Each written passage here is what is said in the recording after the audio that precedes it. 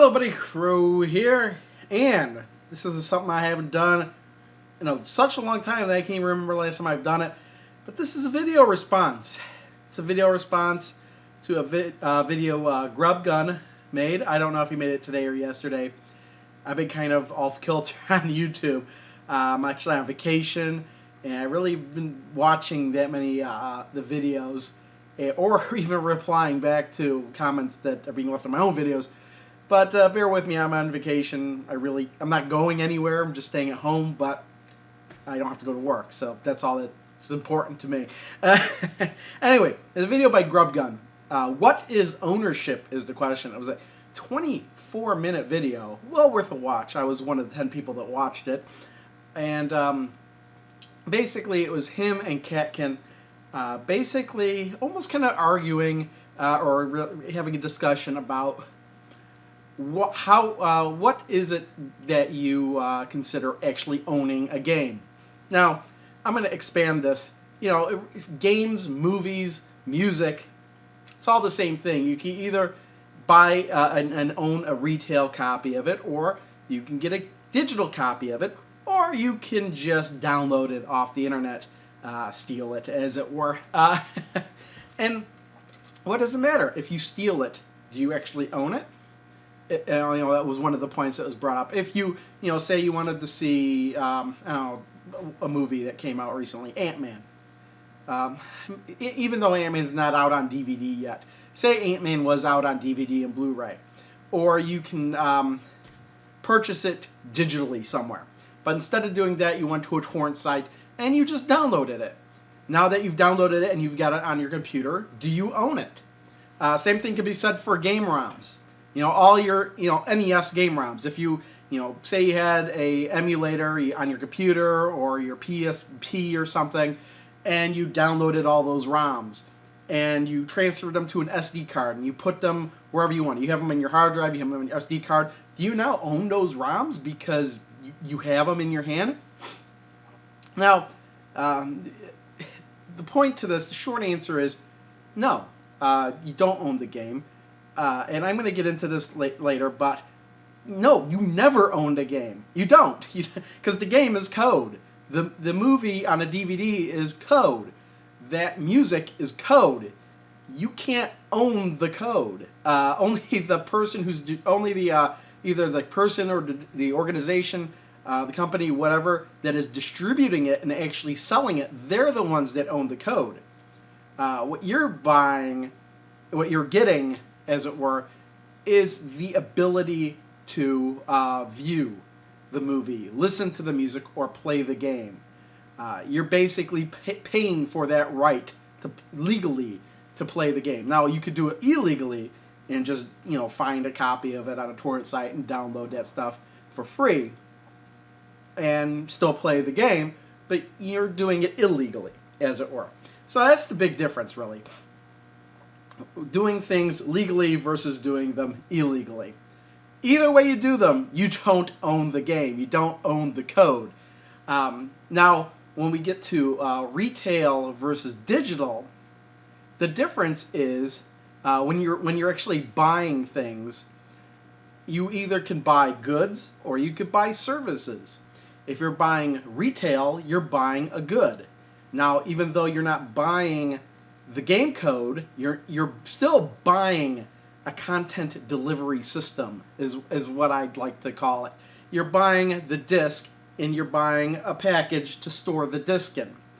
Now, on that disc, when you insert that into your game system, or let's say it's a cartridge even, you're buying that ROM, the coding that's on that chip, you don't own. But you own the chip, you own the circuit board, you own the casing, you own everything else except for that code. So when you want to play the game, you basically take that content delivery system, plug it into whatever device that is required to play it. And the same thing goes with DVDs, music players, or whatever. You can take that CD, that DVD, pop it in your DVD player, pop it in your Walkman. It wasn't those anymore. And you could listen, and that's pretty much the legal way to do things. But it's all up to you. When you buy retail, that is up to you. You have control over what you've bought. If you decide you don't want that anymore, you could say, hey, I'm going to give this to somebody else. I want to sell this on eBay. You're in control of that. When you buy digitally, you're buying a service. You're not buying a good, you're buying a service. And the service is that they will send you that code over the internet, usually. But you have to follow their rules, basically. That rule being that you're allowed to have it on your system, but if you need to get it again for whatever reason, you can download it. Now, what about DRM free stuff that you can, like, say you download something and then you can store it on your own medium? Well, then you've transferred that stuff from a digital project to a physical project, product. But here's the difference. Say I go to the store and I buy a copy of, it could be, I don't know, let's say I buy a PlayStation 2 game, okay? Now somebody else, now I have a disc with that PlayStation 2 game, retail disc. So I've got the PlayStation 2 game, on the disc, and I've got the manual, and I've got the actual packaging and everything. So say somebody else, they download that ISO. They burn it to a CD, kind of throw their own label on it, kind of put their own case together, and now you've got two things side by side. Now, for somebody who's just interested in playing the game, it doesn't make a difference. You could say that, yes, we both own a copy of the game. The difference is that one copy of the game is what's the word I'm looking for? It's worth more, in essence, than the other copy. The other copy's a bootleg, and the other copy's not a bootleg. Now, some people don't care. They don't care that they own a bootleg because they could play the game. But if you wanted to sell it, you're going to have a harder time selling it for as much money as the actual copy of the game, as it were. And also, again, it's the issue of doing something legally versus illegally. Yeah, I think I didn't want this to go too long, but that's, Grubgun, he was asking for people's thoughts on the matter. Those are my thoughts, okay? And my thoughts, something I think about often, because I often think, why do I want retail copies so bad when digital copies are out there? Digital copies, convenient. You don't have to store anything, but you're losing so much freedom. And again, we're just talking legally, okay?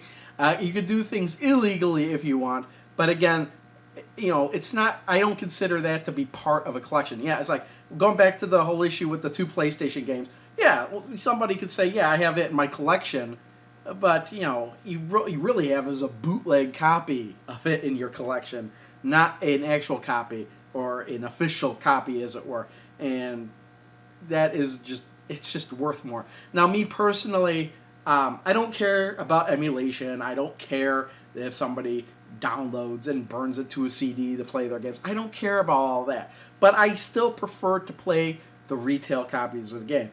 The reason for that is because I have so many games, I have no excuse to. I don't know. I cut my collection in half, and I still have over 1,300 games, and I still haven't played them all. So why would I download and play games, that I don't own, when I got games that I actually do own that I need to play? I'm actually still in the middle of Shenmue 2. I have a feeling I'm getting close to the end of it, but I don't know for sure because I'm not reading a walkthrough or anything. But, yeah, I mean, I could have possibly downloaded a copy of Shenmue 2 and kind of installed that to the Xbox, or played it to a burnt disc or something like that if I had a modded Xbox. Not really sure how that all works. But I kind of like owning copies. So, maybe one day in the future I decide, and this is what I did a year and a half ago, 2 years ago.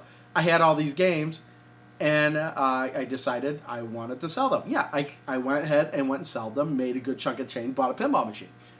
Now, what if I had just downloaded all that stuff? Again, maybe I wouldn't have had the official versions. Again, I wouldn't be able to sell them, for one. If I bought it digitally, but Yeah, I couldn't have sold them, but then again, I would have spent even less money for them. I get it. So that's kind of a moot point. But again, it's doing things legally versus illegally. I can't, in all justification, say that I own a game if I downloaded it and burnt it to a disc. I really can't. It really doesn't make sense to me to say that. But you do own a disc with that code on it, so to speak, just not officially.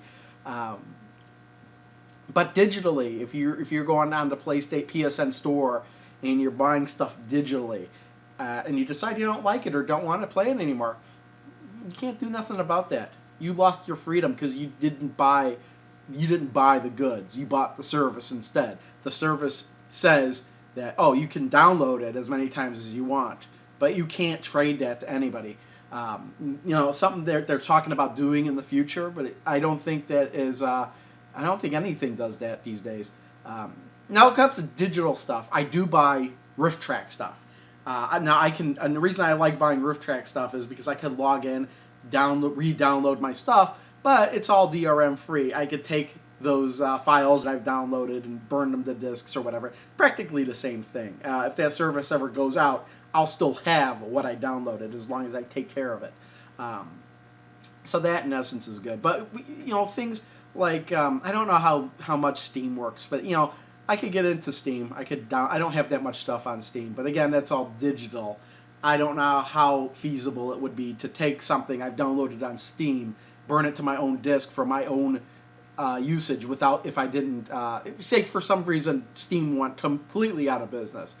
I guess you could, since Steam doesn't require an internet connection, I guess you could say just keep those files on your computer and you're good to go still.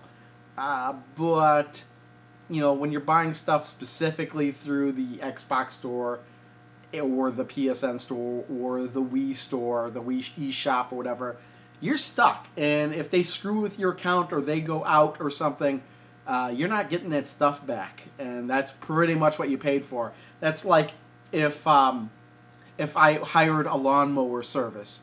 I said, okay, and they said, hey, for $1,000, we'll mow your lawn for a year, and we'll trim all the bushes, we'll take care of everything.